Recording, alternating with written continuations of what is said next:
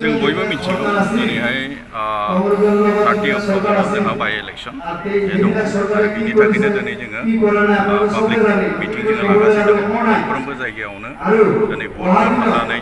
बा ब्लकफोराव हाबनानै रायजोफोरजोंहाय जेन'बा जोङो मिट मिरुबाय खालामगासिनो दं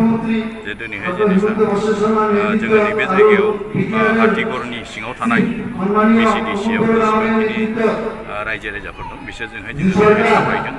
आरो दिनैहाय बेवहाय जे मिटिं खालामदों जोङो बियो दिनैहाय खुब पजिटिभ आरो थांनाय बारावबो जोङो खुब मोजांनो भटखौ मोनदों BTC इलेक्सनावबो आरो थांनाय बारनि MLA इलेक्सनावबो जों खुब मोजां मोनदों बे एरियायाव गतिके एबार बिनि साबसिन मोनगोन होननानै दिनै बेनि रायजो राजाफोरा जोंनो खोथा होदों आरो दिनैहाय जोङो बिभिन्न जायगायाव दिनै गिदिंनानै नुदों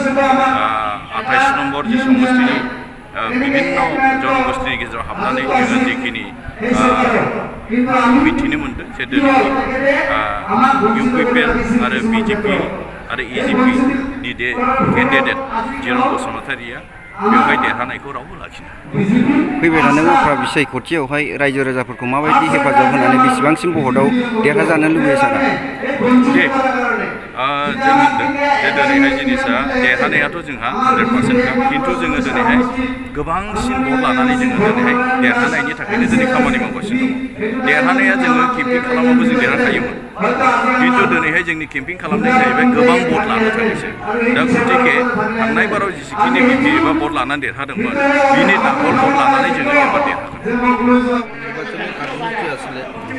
এই নির্বাচনী কার্যসূচীত আমাৰ ইয়াত মিত্ৰজোঁট চৰকাৰৰ UPPL আৰু AJPৰ নেতৃবৃন্দ ইয়াতে আছে আমাৰ ৰাজ্যৰ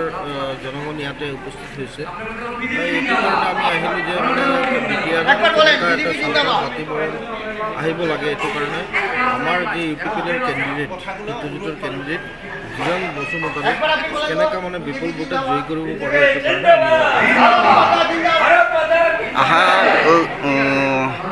আহি আছে ইলেকশ্যনত আপুনি ৰাইজত কিবা মেছেজ দিব নেকি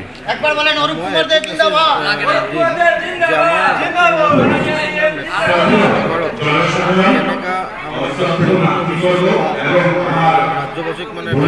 ভাল পৰিৱেশ দিব বিচাৰিছোঁ সেইটো কাৰণে ডাঙৰীয়াৰ